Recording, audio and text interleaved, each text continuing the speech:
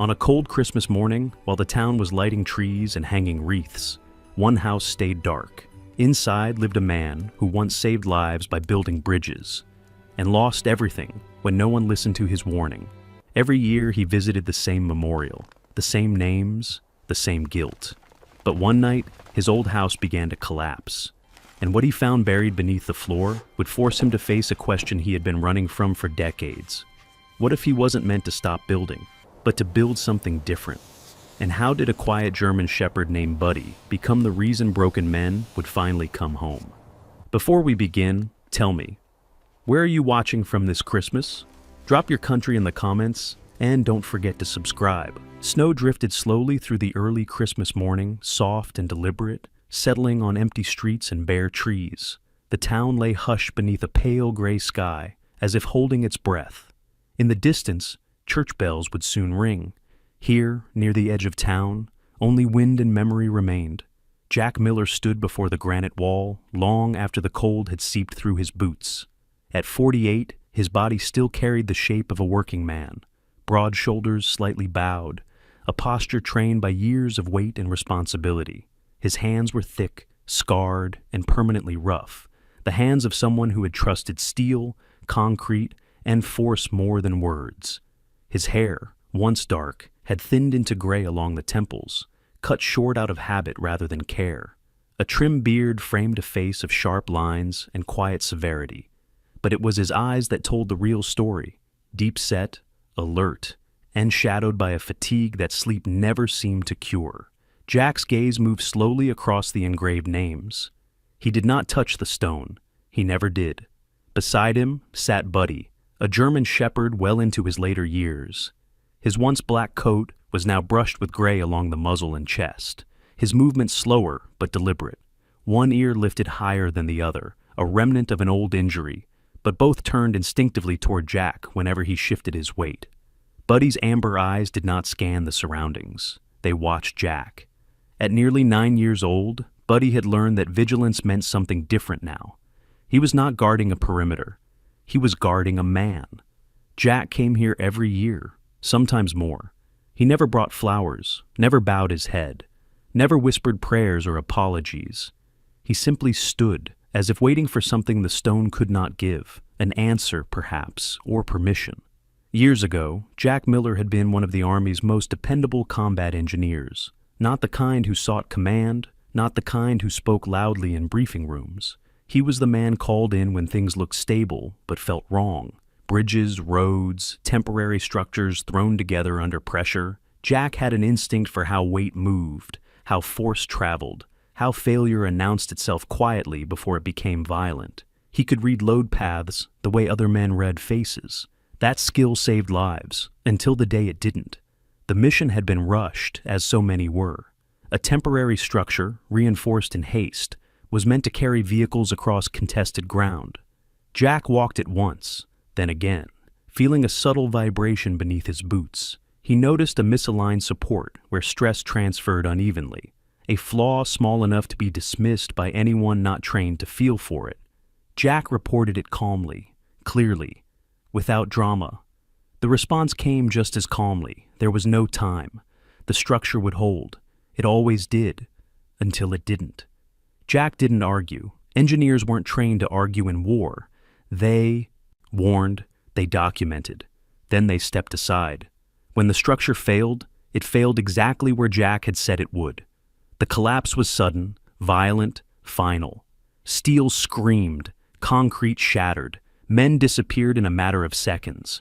Men Jack had trained beside, eaten beside, laughed with in the half-light before dawn. The sound of breaking metal never left Jack. It lived behind his eyes, returning uninvited in quiet rooms, in sleep, in the echo of dropped tools. Jack survived. He never believed he had been spared. He believed he had been left behind to remember. PTSD did not arrive all at once. It came slowly, seeping into the cracks of his days. Sleep fractured first. Loud noises stiffened his muscles. Crowded rooms made his skin crawl. He began to catalog exits automatically, then stopped entering places altogether. When the Army offered a medical discharge, Jack didn't resist. He no longer trusted himself to be responsible for anything people stood beneath. He returned home to the wooden house his grandfather had built decades earlier at the edge of town. It was not abandoned, but it was tired, beams bowed with age, joints loosened by weather. A structure that had carried generations and was beginning to show the cost. It had once been solid. It had once been safe. Jack thought that suited him. He took work that required muscle, not judgment. Road repairs, seasonal labor, jobs where mistakes didn't fall on people. He spoke little, kept his head down, and left before familiarity could form. People described Jack as distant, polite but closed, helpful but unreachable. They were right. Buddy came into Jack's life shortly after the discharge. A retired working dog, released early after sustaining injuries overseas, Buddy carried his own quiet history. Like Jack, he had done his job well and paid for it without ceremony. They settled into each other's company without explanation. Silence suited them both. At the memorial, Jack's eyes paused at one name. He did not linger longer than the others, but his breathing changed, just enough. Buddy sensed it and shifted closer, his shoulder pressing gently against Jack's leg. "I know," Jack murmured, barely audible. The wind stirred, rattling bare branches overhead. Somewhere beyond the trees, the town would soon wake. Kitchens would warm, lights would flicker on. Christmas morning would begin the way it always did. Jack turned away before the bells rang. The walk back to his truck was slow. Winter made his joints ache more now, a reminder that time moved whether he wanted it to or not. Buddy waited patiently as Jack brushed snow from the windshield, tail swaying faintly. Driving home, Jack passed houses glowing with early celebration. Wreaths hung on doors, trees shimmered behind windows. Children would be waking soon, shaking wrapped boxes, believing in things that still felt certain. Jack didn't resent them. He simply didn't belong there. His own house greeted him the way it always did, silent, leaning slightly into the wind, porch boards creaking under weight they had carried too long. The roofline dipped just enough to trouble his trained eye. He noticed it every time and told himself not to think about it. Inside, the house smelled faintly of old wood and cold air. Jack set his gloves down carefully, habit still intact, even when hope was not. Buddy padded inside and settled near the door, lowering himself with a sigh that spoke of age and endurance. Jack stood in the narrow hallway, listening. Wood contracted in the cold, beams whispered under stress. Any other man would have heard nothing unusual. Jack heard everything. He pressed his forehead briefly against the wall, grounding himself in the solid sensation. He did not plan repairs. He did not measure. He did not calculate. He had made a promise long ago. If he never built again, then no one would ever stand beneath his decisions. The thought brought no peace, only a controlled numbness he had mistaken for safety. Outside, the first church bell rang, slow and deliberate. Buddy lifted his head, ears tilting toward the sound. Jack straightened, exhaled once, and walked deeper into the house, leaving the memorial and the past where they belonged. For now, he told himself the house was standing well enough. He told himself many things these days. The house sat at the far edge of town, where the glow of Christmas lights thinned and finally disappeared. On Christmas Eve, it remained dark. No wreath hung on the door, no warmth spilled from the windows. Only weathered wood, quiet snow, and a stillness that felt intentional. Jack Miller lived there alone. The house had belonged to his grandfather, built long before zoning lines and paved roads reached this part of town. In those years, it had been full, voices overlapping, boots lined by the door, laughter drifting through open windows even in winter. Long tables had once filled the main room, crowded with family who stayed too late and talked too loud. The house had carried all of it without complaint. Now, it carried only Jack. He moved through the rooms with a careful economy of motion, not out of caution, but familiarity. He knew where the floor dipped slightly near the hallway, and where the cold crept in through the walls. He did not stop to examine these things. He did not linger. Awareness did not always lead to action anymore. Christmas passed quietly inside the house. Jack made coffee and stood by the kitchen window, watching the town from a distance. He could see the soft shimmer of light strung across neighboring homes, hear faint laughter when the wind carried it just right. Cars pulled into driveways, doors opened and closed. Life continued, comfortably out of reach. He turned away. Buddy lay near the front door, his aging body curled but alert. Time had slowed him, stiffened his joints, softened the sharp edges of his once imposing frame. Still, his eyes followed Jack with calm attentiveness. At 9 years old, Buddy no longer rushed to greet movement. He observed. He waited. Jack appreciated that. Noise had become something Jack avoided without thinking about it. The radio stayed off. The television remained dark. Silence was easier to manage than the thoughts that arrived when sound filled the space. Silence, at least, could be controlled. As evening settled in, the temperature dropped, and the house answered with the subtle language of old wood. A low groan here, a quiet shift there. Jack paused once, hand resting on the back of a chair, then continued on as if he had heard nothing. Later, there was a knock at the door. Jack stopped cold. No one came this far down the road by accident. Buddy rose slowly and stepped closer to Jack, positioning himself between the man and the door.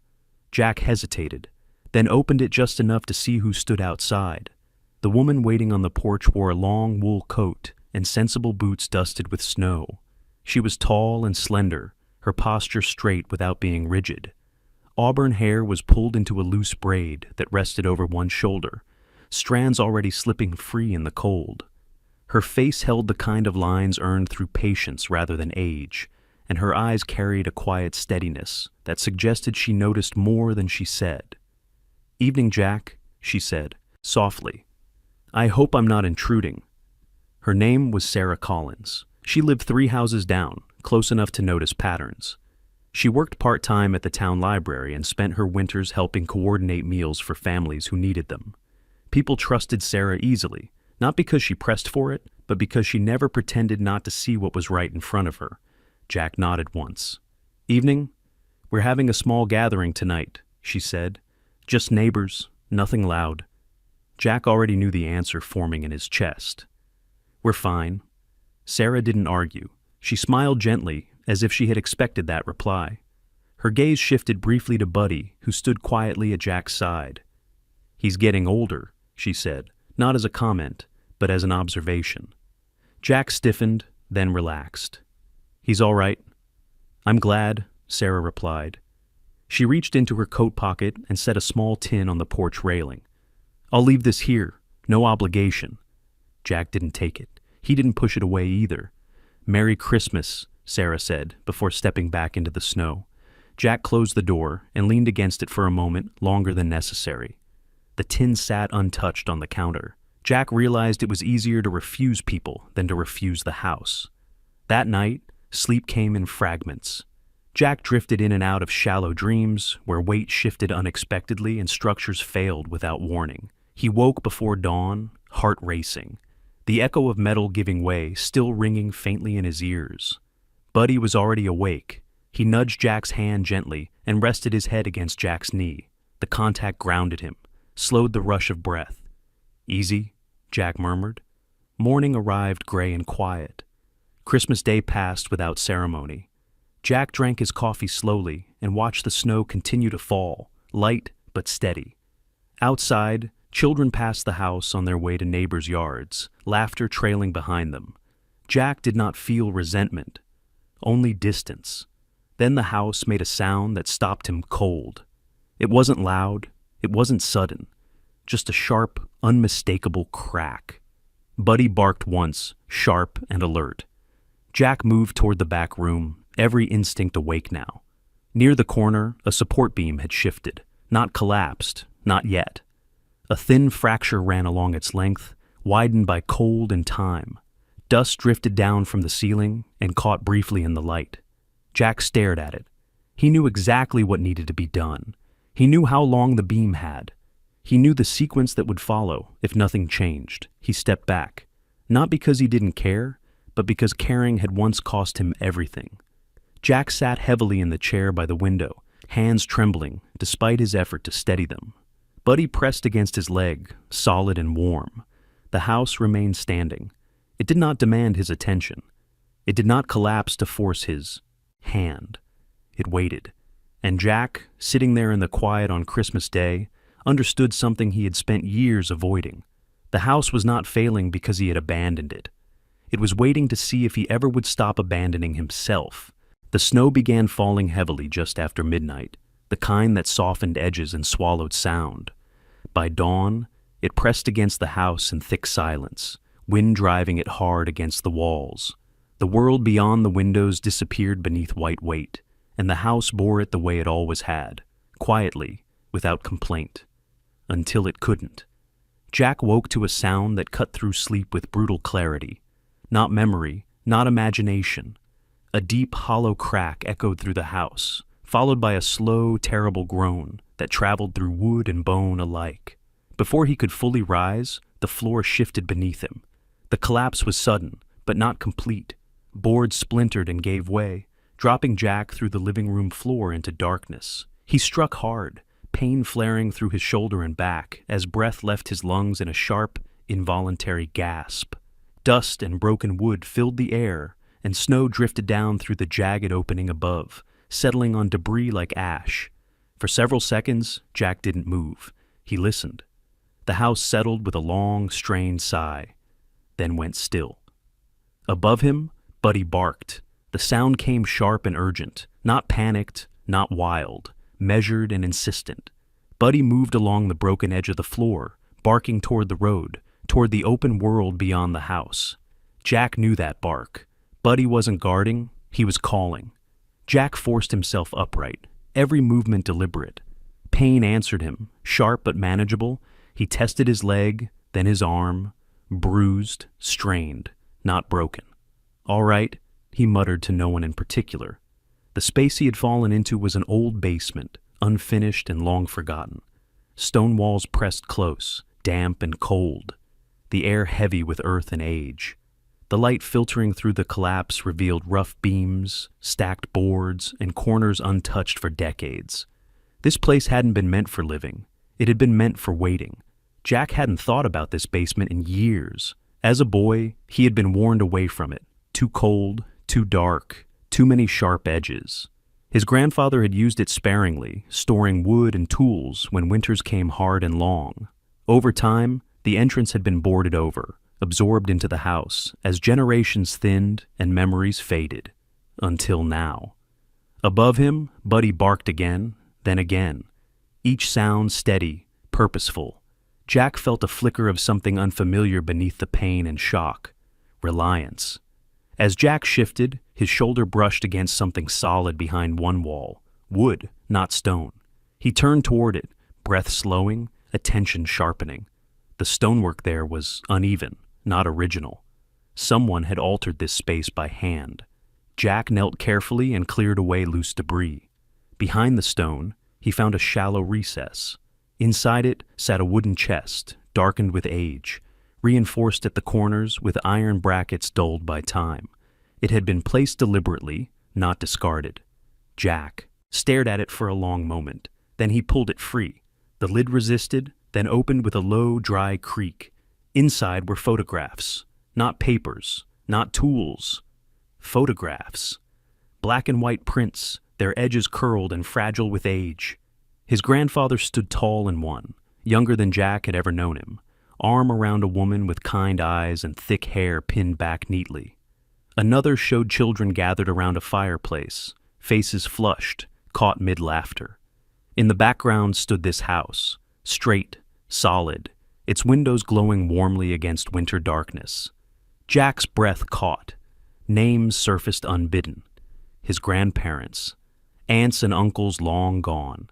A version of himself too young to remember, bundled in wool and held close. Protected from cold, he would never know. This house had once been loud. It had once been warm. Jack lowered himself onto a broken beam and sat amid the debris. Photographs spread carefully across his lap.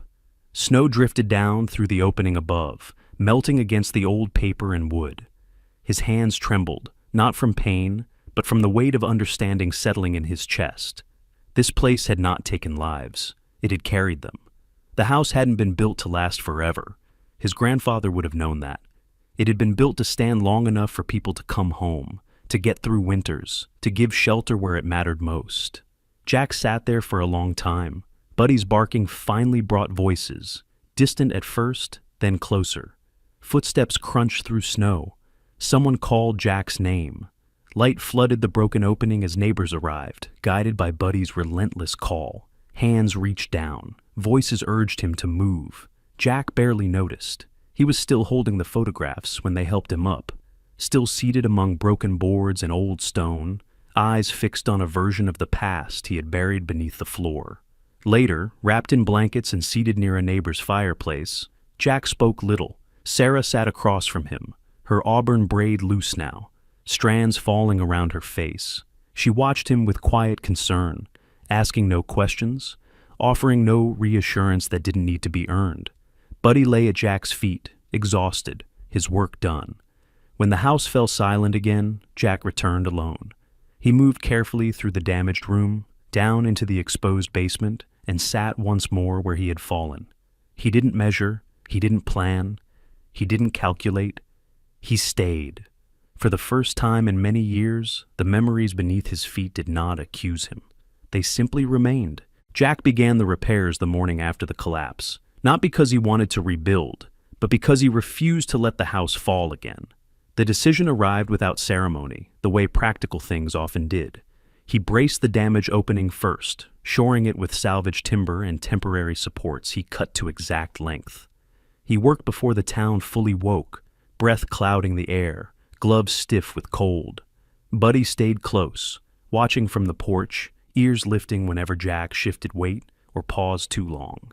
This wasn't ambition. It was containment, an act meant to stop a problem from spreading. The old instincts returned quietly. Jack measured load paths with his eyes, felt wind pressure on the exposed wall, tracked where meltwater would run once the sun rose. He adjusted angles, notched joints, and set braces where compression would hold rather than shear. He didn't draw plans. He didn't need to. The geometry lived in his hands again, the same calm arithmetic that once steadied him in places where mistakes had been unforgiving. He worked the way he always had. Precise, silent, disciplined, each movement deliberate, each decision weighed and final. By mid-morning, the worst of the damage was stabilized. The house no longer sighed under its own weight.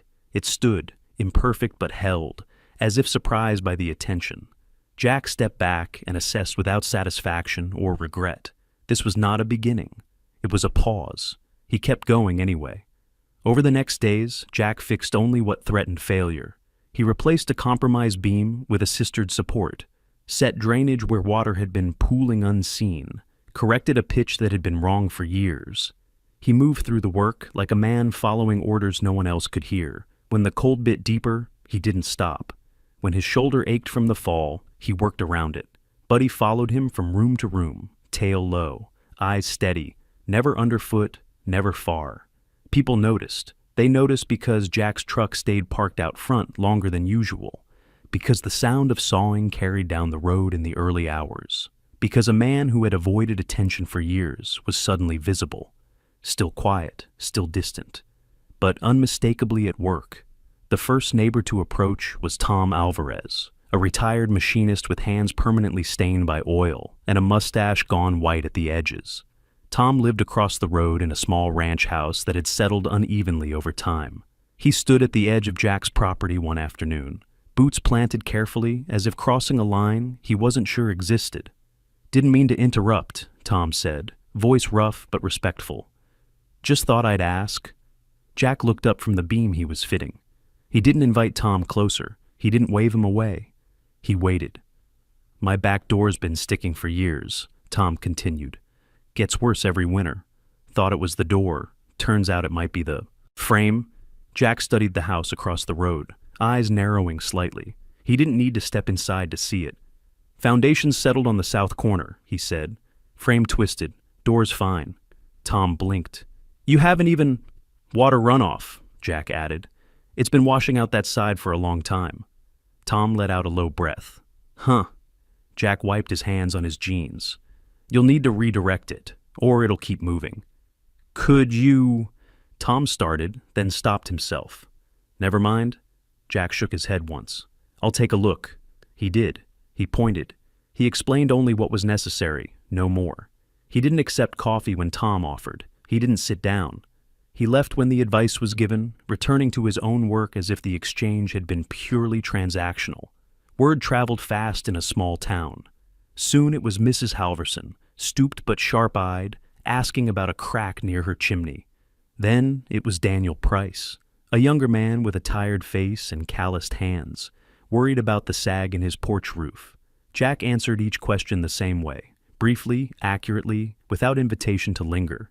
He saw problems quickly. He named them plainly. He left people with what they needed to fix them. He did not stay. Sarah watched all of this from a distance at first. She passed by with groceries, paused at the edge of the yard, offered a nod. Jack returned without comment. She noticed how his posture changed when he worked, how the slight tension left his shoulders, how his movements found an old rhythm.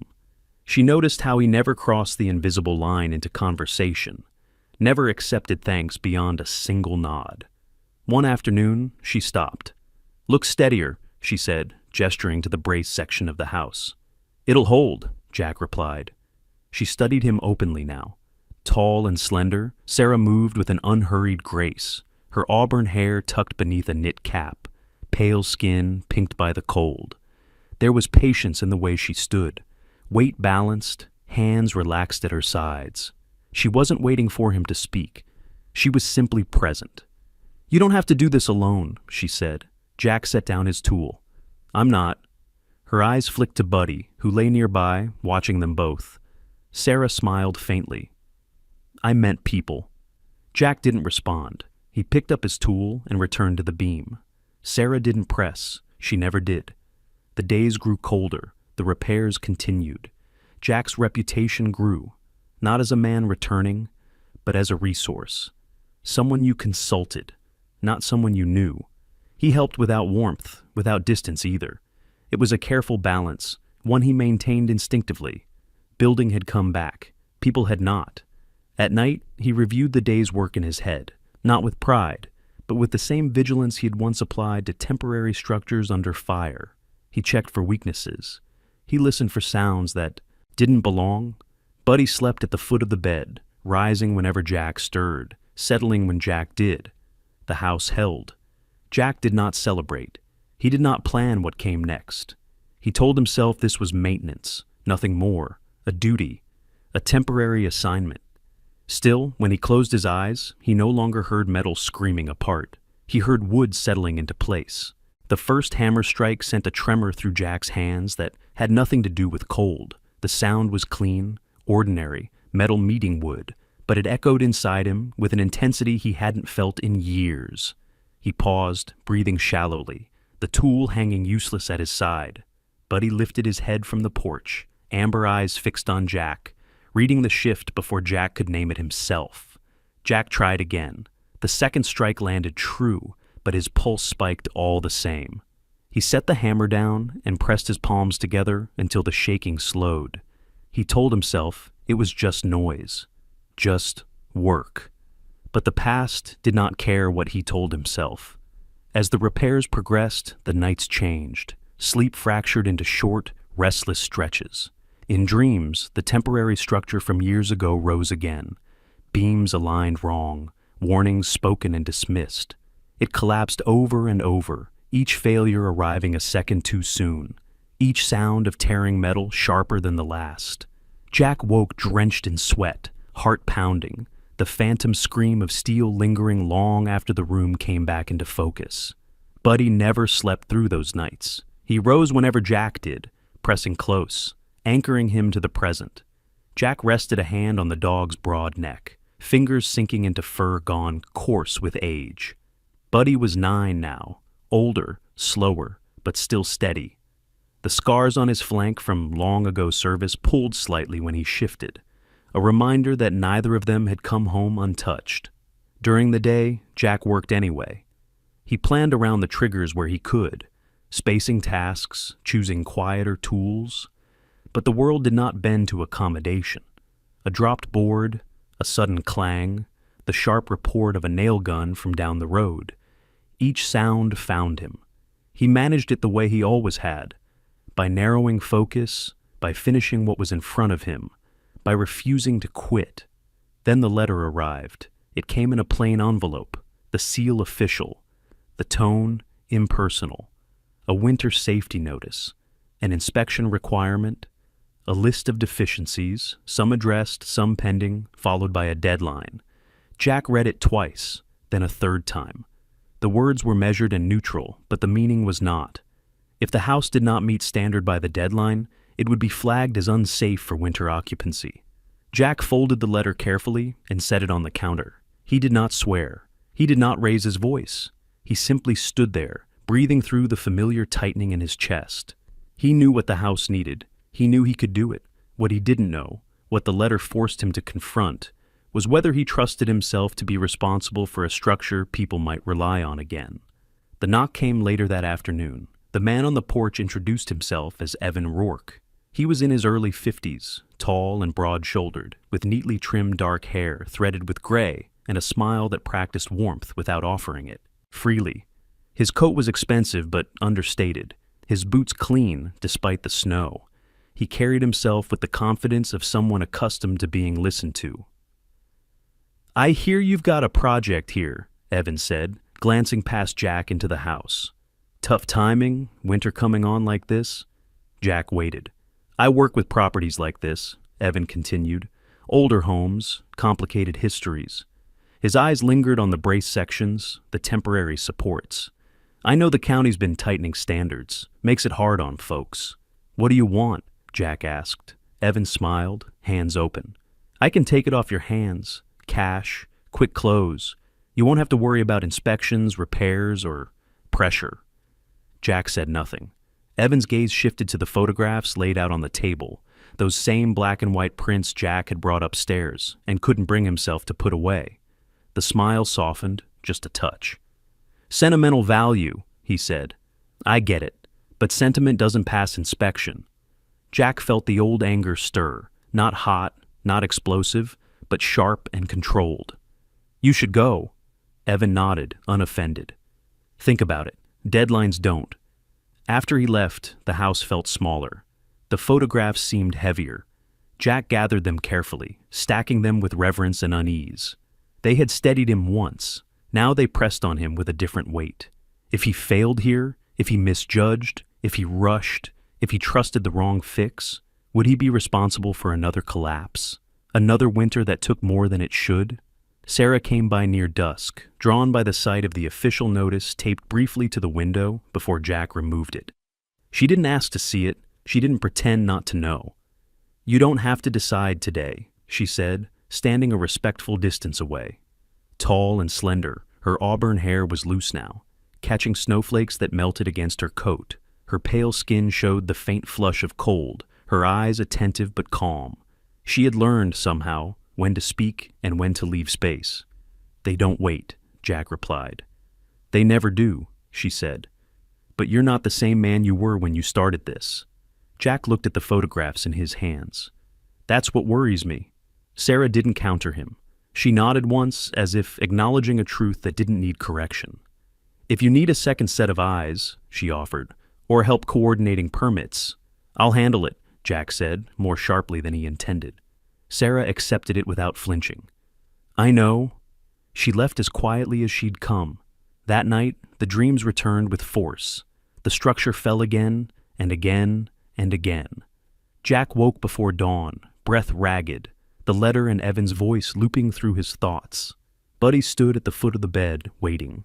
At first light, Jack went to the table and spread the photographs out once more. He studied the faces, the confidence in his grandfather's stance, the way his grandmother's hand rested easily at his side. They had built this place to hold people through winter, not to last forever. They had trusted work done with care, not perfection. Jack folded the inspection notice and set it beside the photos. He didn't decide, not yet, but he stood up, reached for his tools, and called Buddy to his side. If he was going to fail, he would fail doing the work right. The night pressed in hard and close, the kind that left no room to breathe. Jack woke with his heart racing, the echo of unfinished decisions and broken timelines colliding in his head. He sat on the edge of the bed, hands clenched, listening to the house hold its shape around him. The letter from the county lay folded on the table. Evan's careful smile hovered where sleep should have been. The photographs, faces warmed by a fire he no longer had, waited where he'd left them. Jack stood, pulled on his boots, and stepped outside without turning on a light. He didn't plan to go far. He just needed the motion. The cold bit cleanly at his lungs as he walked, each step steadying him a fraction more. Snow squeaked beneath his boots. The road was empty, lamps casting cones of amber that fell short of touching one another. He followed the line of the creek by habit, the way he once followed routes that kept him away from crowds. When he glanced back, Buddy was there. No leash, no hurry, no sound, moving at Jack's pace with a calm that felt practiced. Buddy didn't pull, he didn't bark, he just went with him. The old bridge came into view as a darker shape against the night. It spanned the creek where the banks dipped low, built long ago when weight limits were suggestions and timber was plentiful. The railings leaned, the deck sagged at the center, but it still stood. Jack slowed. The place had a gravity to it, a way of drawing people who didn't want to be seen, but didn't want to disappear either. A fire glowed beneath the far side, contained in a rusted barrel. 3 figures huddled close, shoulders turned inward against the cold. They didn't look up right away. They were used to passing headlights and footfalls that meant nothing. Buddy changed that. He stepped forward, tail low and relaxed, head level, his posture open and unthreatening. He approached as if greeting an old friend. One of the men looked up first. He was tall and spare, wrapped in a heavy coat that had seen better winters, his beard thick and gray, his eyes sharp despite the hour. He watched Buddy approach without alarm. "Evening," he said, voice roughened by cold and cigarettes. Buddy stopped a few feet away and sat as if invited. Jack stayed back, hands visible, posture loose. "Evening." The second man was younger, late 30s maybe, with a face worn beyond his years. A knit cap shadowed his eyes. His hands trembled as he held them near the fire. He glanced from Buddy to Jack, then back again. The third was a woman with cropped dark hair and a lined face, bundled in layers, her gaze steady and assessing. She held herself with a discipline Jack recognized immediately, spine straight, movements economical, eyes always tracking. "Your dog's calm," the woman said. "That's not an accident." "He's been around people," Jack replied. "He knows when to keep his distance." The older man nodded. "Name's Walter," he said, offering a hand that Jack shook briefly. "This is Ben, and that's Maria." He gestured to the woman, who gave a short nod. Buddy leaned his shoulder lightly against Walter's knee, accepting a scratch without demanding it. The fire popped softly. The creek moved beneath the bridge with a low, steady sound. They didn't trade stories right away. They didn't need to. Jack stood with them, warming his hands, letting the quiet do its work. He noticed the signs without staring, the way Ben flinched when a truck crossed the far road, the way Maria positioned herself where she could see both ends of the bridge, the way Walter's eyes softened when Buddy shifted closer. Familiar markers, a language learned the hard way. "County's been pushing folks out," Walter said eventually, "calling it safety." Jack nodded. "They sent me a letter." Ben laughed once, sharp and humorless. "They do that." Maria watched Jack closely. "You fixing something?" she said. It wasn't a question. "Yes," Jack answered. "For yourself?" she asked. Jack hesitated. Buddy looked up at him then, ears lifting slightly, waiting. "At first," Jack said, choosing the words carefully, "to stop it from getting worse." "And now?" Maria pressed, not unkindly. Jack stared at the bridge, at the way it bowed and held, imperfect and still useful. "Now, I'm not sure." Buddy stood and took a step toward Ben, who stiffened, then relaxed as the dog sat again, present but unobtrusive. Ben reached out slowly, resting his hand on Buddy's back. His breathing steadied. "He does that," Jack said softly. "Reminds people where they are." Maria exhaled, a sound that carried years in it. "We could use reminders." They talked then, quietly. Not about battles or dates or places that didn't come home clean. They talked about winters and repairs that never seemed to catch up, about inspections that didn't see people, about nights that went on too long. Jack didn't offer solutions. He didn't sketch plans in the air. He listened. When he spoke, it was only to name what he saw. Risks, not judgments. Possibilities, not promises. When they parted, it was with nods and hands clasped briefly. Buddy lingered until Jack turned back toward the road, then followed without looking back. The walk home felt different. The cold was still sharp, but it didn't cut the same way. Jack paused at the crest of the hill and looked down at his house, dark and waiting. He understood something then, with a clarity that settled him. He hadn't been spared to stand alone. He had been spared to build something that held, not just wood and nails, not just code and inspection, something that gave shelter where winter pressed hardest, something that welcomed the quiet, the shaken, the wary, something that did not pretend broken meant useless. At the door, Buddy stopped and looked up at him, eyes steady. Jack rested his hand on the dog's head. "We'll do it right," he said, not as a promise to the house, but as an oath to the people he had just met. Buddy wagged his tail once. Inside, Jack set the letter from the county beside the photographs and turned on a single lamp. He sat at the table and wrote one line on a scrap of paper, careful and precise, the way he worked best. He would not build alone. He would build so others could come home. Jack went back to the work the morning after the night by the bridge. He did not announce anything. He did not ask anyone to come by. The decision he had written on the scrap of paper stayed folded in his pocket, private and untested. The house needed steady hands, not speeches, and Jack trusted routine more than resolve. He set his tools out the way he always did, measured twice, cut once, and began with the parts that mattered most. Places where weight transferred, where water crept, where failure would be quiet until it wasn't. He worked alone. When neighbors stopped to watch, he nodded and kept moving. When questions came, he answered them briefly, the same way he always had. A porch sagged because a ledger had been fastened wrong years ago. A crack near a window tracked back to freeze-thaw cycles and poor drainage. A rattle in the attic meant a brace had loosened. Jack gave advice without embellishment, hands still, eyes precise. He fixed a step here, braced a rail there, refused coffee, refused lunch, refused company. He left before thanks could turn into obligation. It took time for the pattern to change. The first sign came quietly. Jack found a stack of straight 2x4s leaning against the side of his house one afternoon, ends wrapped in plastic to keep them dry. There was no note, no knock, just the lumber, clean and useful, the kind that cost enough to be noticed. Jack stood with his hands on his hips for a long moment, breath slow, as if the boards might explain themselves. He moved them under cover and said nothing. 2 days later, a bundle of shingles appeared by the porch steps, tar paper folded neatly on top. Then a box of fasteners set just inside the door, unopened. Each time, Jack told himself it was temporary. Each time, he considered loading the materials into his truck and returning them. Each time, he didn't. He had learned how to refuse help. He was learning how to accept it without turning it into debt. Sarah noticed the changes before she mentioned them. She always did. She came by with library returns tucked under her arm, tall and slender as ever.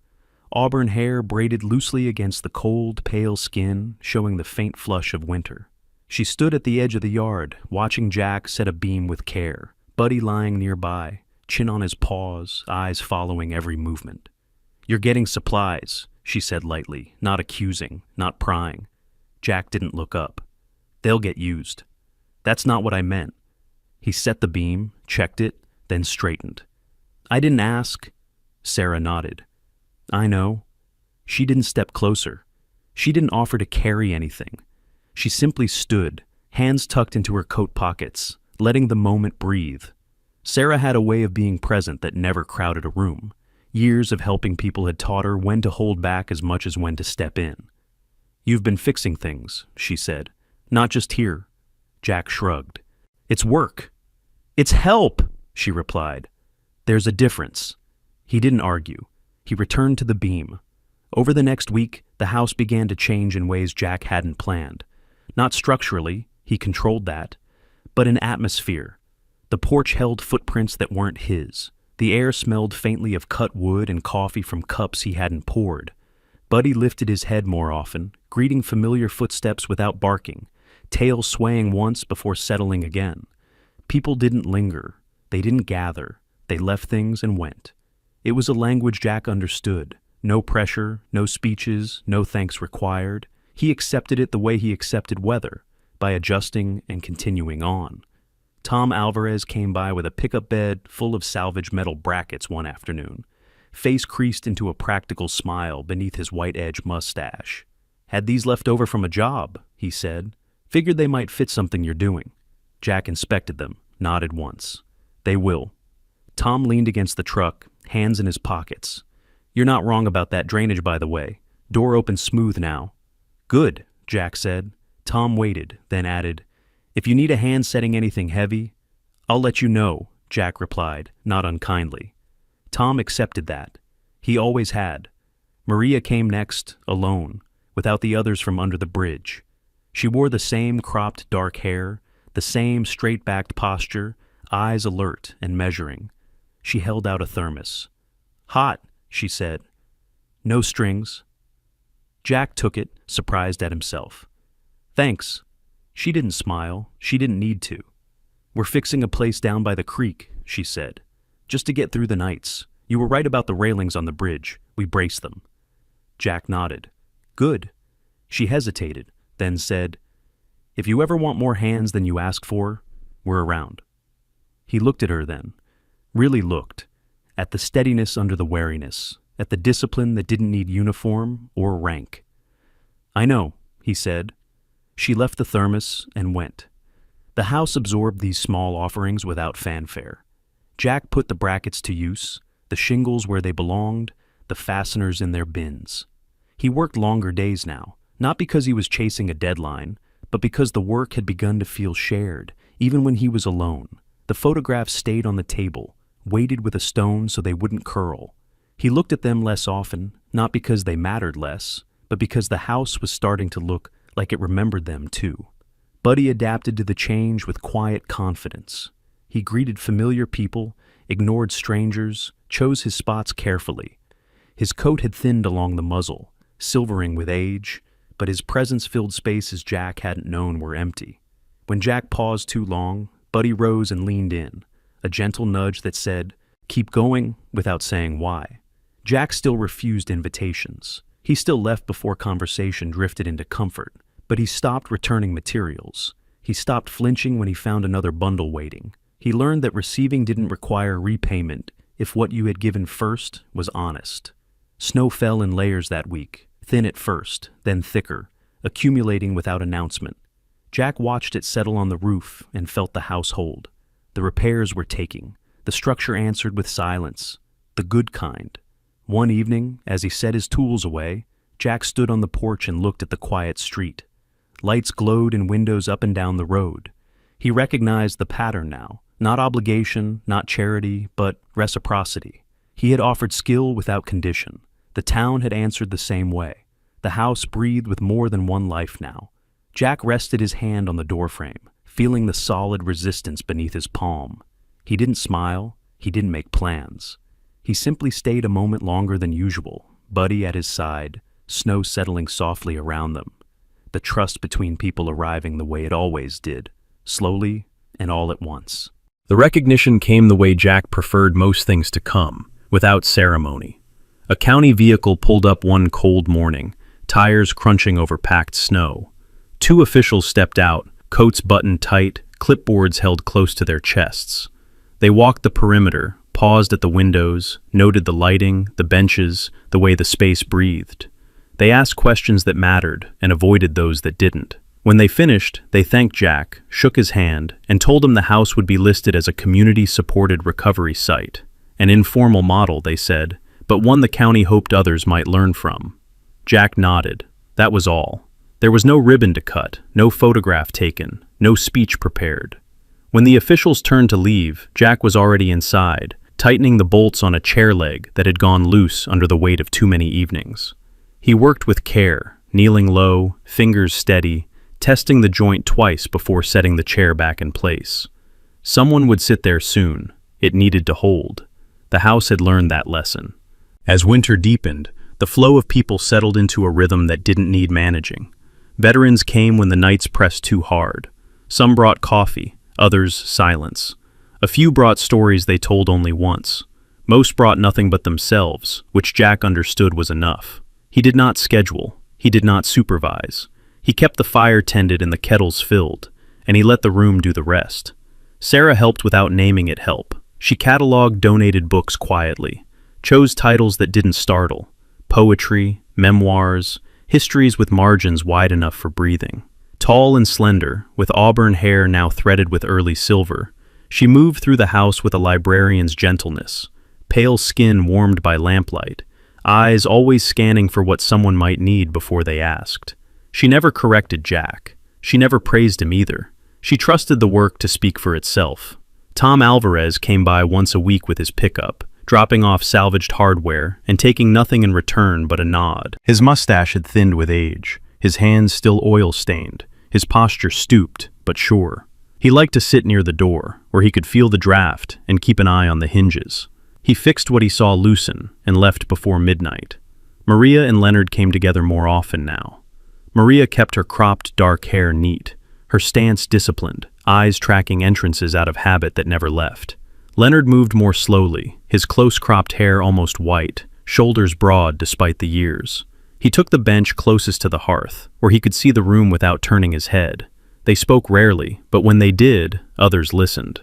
Ben came less often, but when he did, he stayed longer. His hands shook less. He laughed once, an abrupt sound that surprised him and everyone else. Buddy lifted his head at the noise and thumped his tail once, as if to mark the moment. Buddy had aged quietly through it all. His muzzle had gone fully silver now, his steps measured, his rests more frequent.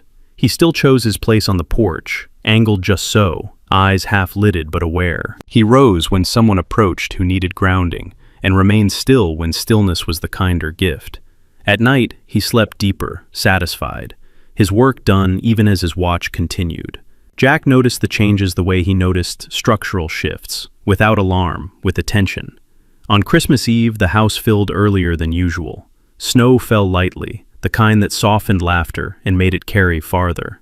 Someone hung a simple wreath by the door, pine and twine, no ribbon. Jack didn't ask who. He left it there. Inside, the lights glowed steady and warm, no blinking, no glare. The benches filled and emptied in easy cycles. Mugs clinked softly. A story rose and fell near the hearth, punctuated by pauses where silence did its quiet work. Jack moved through the room as needed, adjusting a lamp, adding a log, checking the latch on the door. When a chair scraped too loudly, he knelt and slipped a felt pad under its leg.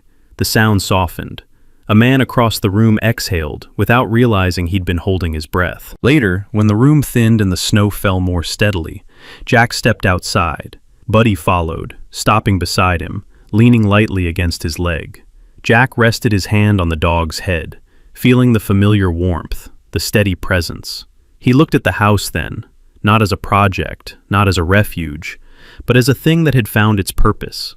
It had not been made perfect. It had been made sufficient. It held because the weight inside it was shared. Jack thought of the bridge, of the nights when motion had been the only answer, of the promise he had written on a scrap of paper and folded away. He thought of the photographs that now rested in a frame by the hearth, no longer a burden, but a reminder. His grandfather had built to get people through winter. Jack had done the same, in his own way. Inside, laughter rose again, unforced, brief, honest. Jack did not need to join it to feel included. He had built the conditions for it to exist. That was enough. He bent to adjust Buddy's blanket on the porch, tucking it just so. "Easy," he murmured, the word an old habit, now worn smooth by use. Buddy's tail tapped once against the boards. When Jack turned back toward the door, he caught his reflection in the glass. The lines were still there, the eyes still carried history, but the posture had changed, less braced, more balanced. He looked like a man who knew where the load was and how to carry it without breaking. Jack did not call what he had done healing. He did not call it redemption. He understood it as craft. Some structures are built to keep out the cold. Some are built to keep people together. And some, built with care and humility, do not save anyone from war. They save people from losing themselves after it. He opened the door and stepped back into the warmth. Buddy settling at his post, the house holding steady, the night gentled by snow and light. Jack changed the final design without telling anyone. It wasn't a dramatic alteration. There were no sketches spread across the table, no late-night calculations pinned to the wall. It happened the way most lasting decisions did for him, quietly, after the noise had settled. He stood alone in the main room, the house now steady beneath his feet, and realized that building it back exactly as it had been would be a kind of lie. The house had carried generations, yes, but the world outside it had changed. So had he. He removed a partition he no longer needed and widened the space near the hearth. He adjusted the angles of the room to soften echoes, added insulation where cold once lingered, and chose warm, indirect lighting that didn't glare or flicker. He set benches along the walls instead of chairs, places to sit without feeling confined, with clear sight lines to doors and windows. He left the center open. No one liked feeling trapped. Jack didn't call it a shelter.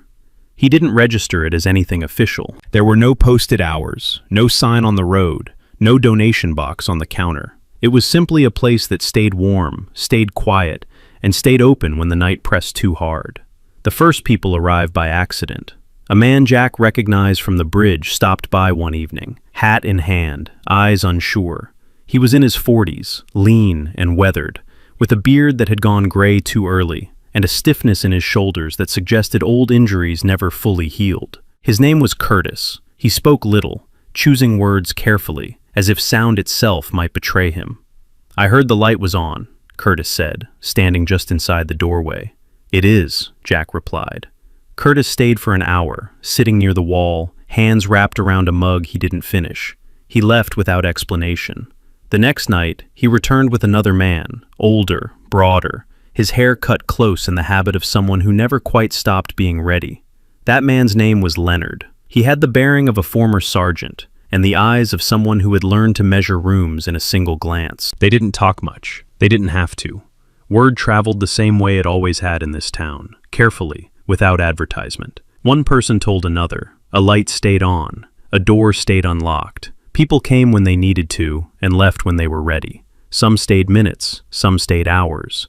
A few stayed through the night, sleeping on benches with coats pulled close, breath steady in the warmth. Buddy took his post at the front porch without instruction. He lay there as he always had, his aging body curled but alert, ears lifting at footsteps, tail thumping once when he recognized a familiar gait. He didn't bark unless he needed to.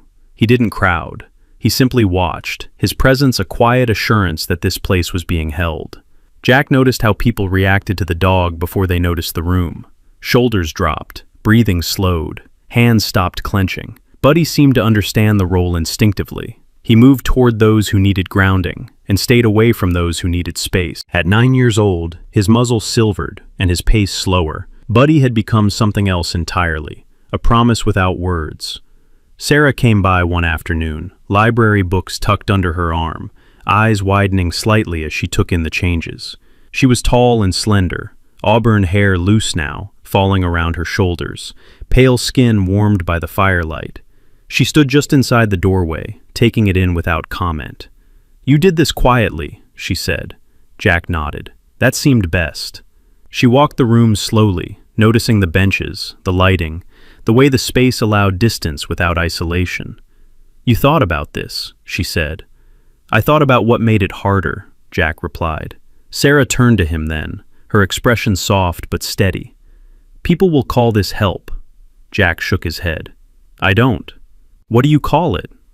"Returning something," he said after a moment. "I was given more time than I expected." Sarah understood. She always did. She didn't offer to organize anything. She didn't suggest forms or schedules. She simply asked, "Do you want coffee on?" Jack considered it, then nodded. That would be fine. As Christmas approached, the nights grew colder. The creek iced at the edges.